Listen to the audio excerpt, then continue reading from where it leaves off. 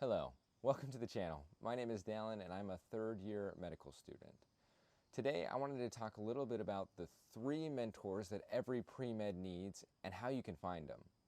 Now before we jump into the video, I just wanted to remind you all that this channel is dedicated to helping you succeed in college and in medical school. And as a thanks for watching today's video, for the first 10 people who email me, I will answer any personal question that they have concerning medical school. The only requirements is that you are a subscriber to the channel and that you leave a comment below.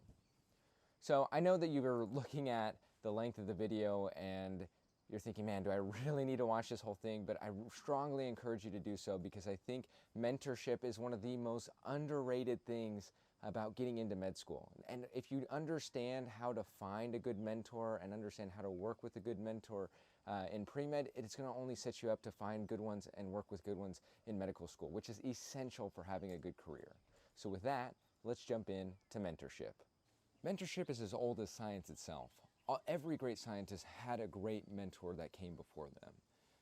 Ostilio Ricci was largely credited for helping Galileo transition from medicine to mathematics. Barrow, the inventor of calculus, tutored Isaac Newton. And Albert Einstein earned his doctorate under Alfred Kleiner.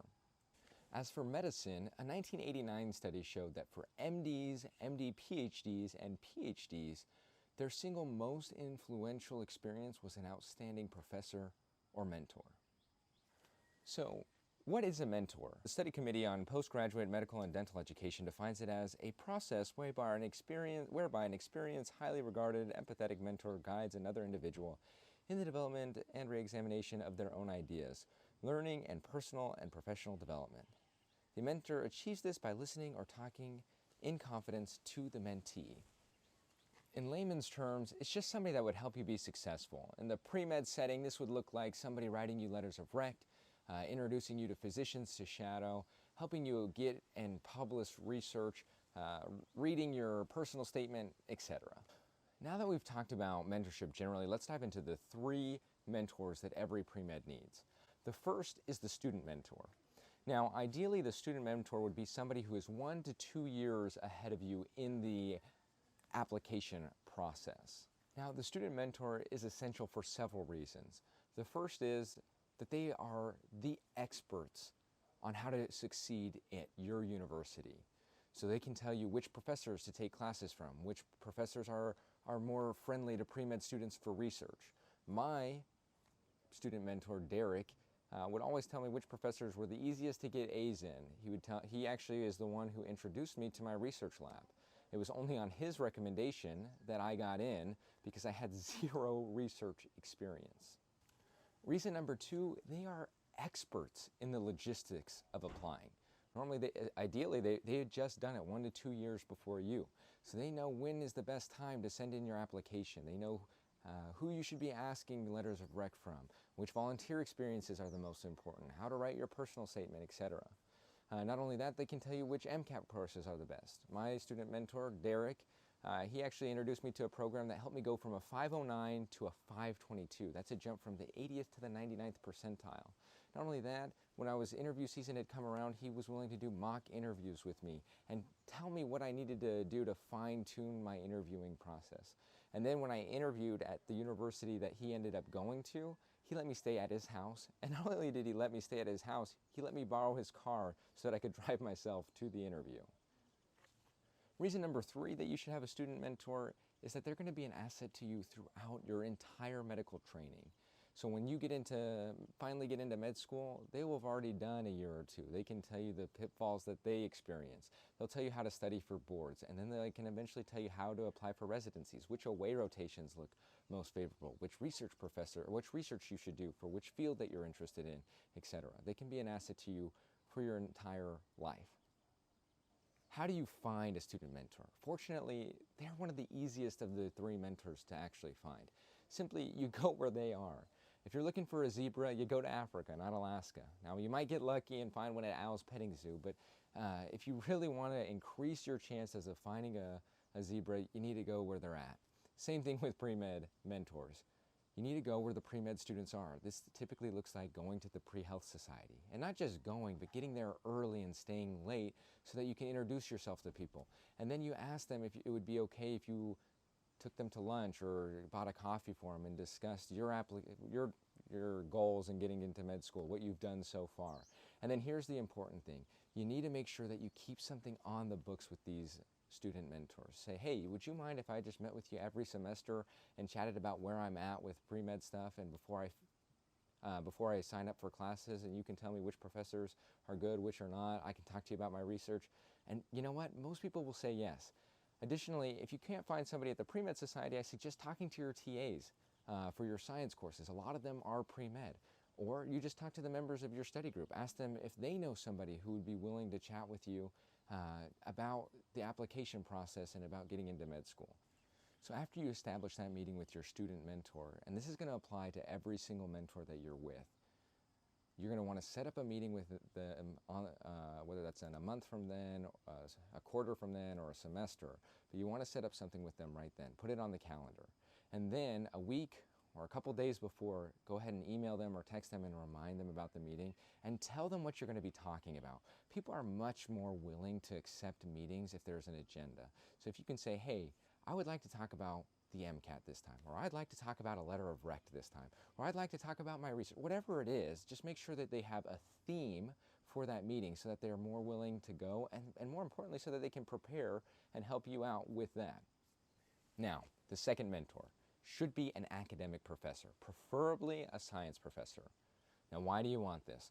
Well, the application process requires, or medical school typically require that you have a letter of rec from an academic professor.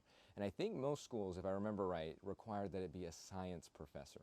So you want to be able to stand out from other students they've had by having already met and had a relationship with this professor. They're going to be able to write a much better letter of rec for you versus a student who just got an A in their class and only talked to them once if you have met with them several times over the course of your college career. Now, and another reason that an academic professor is so important is that their letters of rec are weighted much higher than any other letter of rec that you get. So even if you worked with a volunteer organization for all 4 years and you were the president of the club, they will look favorably on that, but they look more favorably on an academic professor. And here's why. It's because there is a belief in the medicine, and especially academic medicine, that the professors are more objective judges because they've worked with more students. So whether that's true or not, they may have a TA teach the class, whatever. They believe that when an academic professor recommends a student, they're a more objective judge simply because they've seen more students. So how can you find an academic professor? Preferably you would do it early, your freshman or sophomore year. And it can look like finding a professor to do research with. It can look like somebody who's already doing outreach. If neither of those really fit a professor that you'd like to work with, I would suggest just going to office hours. I did this several times when I found faculty mentors, and I just sat down with them and said, hey, do you mind if I just run my resume by you? I'm interested in applying to medical school, and I'd like you to take a look at what I'm doing so far.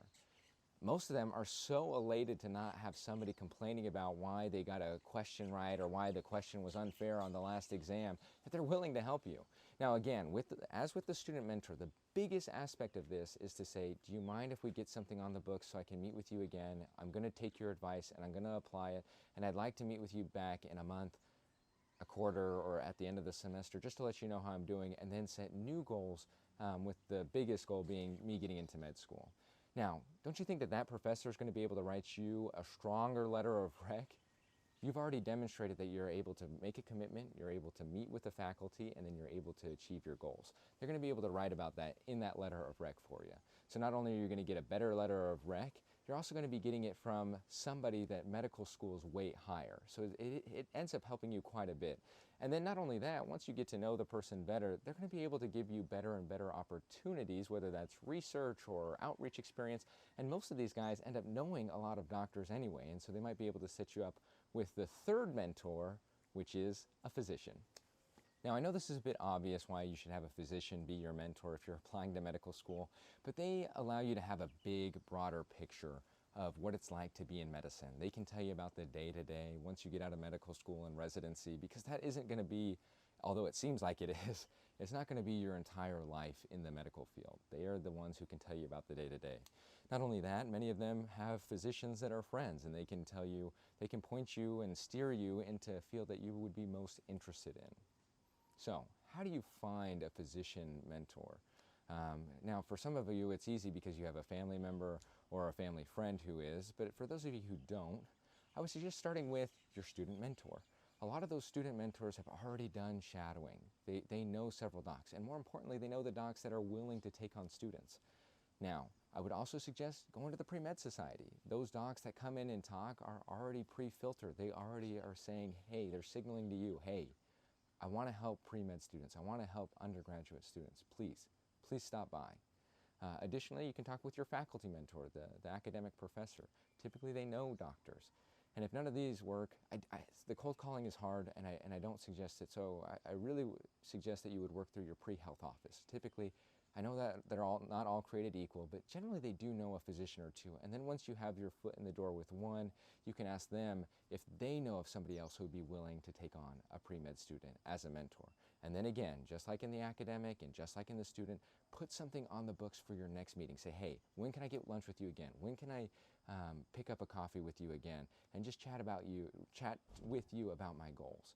That is the most important thing to keep that relationship going. So in conclusion, the three mentors that you need are a student mentor, academic faculty, preferably a science professor, and a physician. Now, and once you have these meetings, once you've found these mentors, what you need to do at the end of each and every meeting is put something on the books for the next meeting, then email them the agenda for the next meeting, and three, make sure that you're actually following up with what you said you were going to. Now, for those of you who are watching this video and thinking, man, I don't know, it doesn't seem like anybody really wants to help me. I've tried to reach out in the past, and there just doesn't seem like anybody who's interested. They're all either too busy or they just don't care. Now, I just want to set the record straight on that and prove that false with a study that was done by the AOA. Now, the AOA is the Honor Society for medical students. This is a big deal. Only the top 20% are even eligible to apply. And these are top 20% of kids who already are adults who've already gotten into medical school. So the competition is fierce. And in the study, they asked these students and then these physicians how they would like to contribute back to medicine. And they didn't say they would like to come up with the Nobel Prize in research. They didn't say they wanted to donate a hospital wing. They didn't say that they wanted to become a dean of a medical school. The overwhelming majority said that they'd like to give back to undergraduate students, pre-medical students, and younger physicians. So just by that alone, it should give you guys confidence that there are doctors, and not just some doctors, the best doctors out there want to give back. They want to mentor, they want to help you. So I'd like to close with a quote by Atul Gawande. If you haven't already read him, I highly suggest you do so. He was one of the most helpful writers in me preparing for personal statements as well as interviews. The content that he covers in his books are some stuff that doctors think about all the time. I guarantee you'll be able to better come up with answers to questions in interviews, as well as in personal statements and secondaries by reading his books. Anyways, he was talking about coaching and why professional athletes have coaches, actors have coaches, but why is it that physicians don't have coaches once they're done with medical school? The whole medical training is based on coaching. So why don't we continue to coach our doctors? And what he ends up doing in the article is he ends up asking a coach to watch him during surgery. And now this is after he's done this for a few months or a year or something like that. I'll go ahead and link in the description below the full article, but I'd just like to close with one of his closing quotes. And he says, coaching, and here we could put in mentoring, coaching done well may be the most effective intervention designed for human performance. In the past year, I've thought nothing of asking my hospital to spend some $100,000 to upgrade the surgical equipment I use, with the vague hope of giving me fine precision and reducing complications. But the 3 or 4 hours I've spent with my coach each month have almost certainly added more to my capabilities than any of this. So basically, it's not like you need to add a ton of time to find a good mentor. I know you're busy, I understand that, but this is important. And it only takes 2 or 3 hours a month. I mean, Atul Gawande, he is one of the head surgeons at Harvard. You don't think he's busy? He has kids. He's the head surgeon. He is way busier than you will ever be as a pre-med, and yet he feels that coaching is so important that he is willing to make the time. So I just ask you that you do the same. So that concludes our video.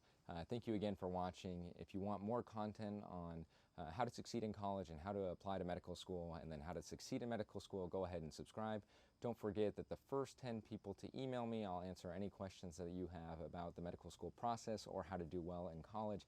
Really anything is on the table. With that, thank you again for watching. And